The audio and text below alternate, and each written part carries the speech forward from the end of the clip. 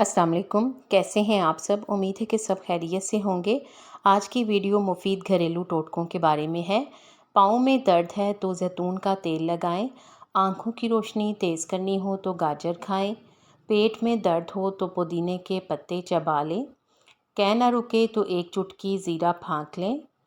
सारा दिन काम करके कमज़ोरी महसूस हो रही हो तो 2 खजूर दूध में पकाकर खाएं और दूध भी पी लें।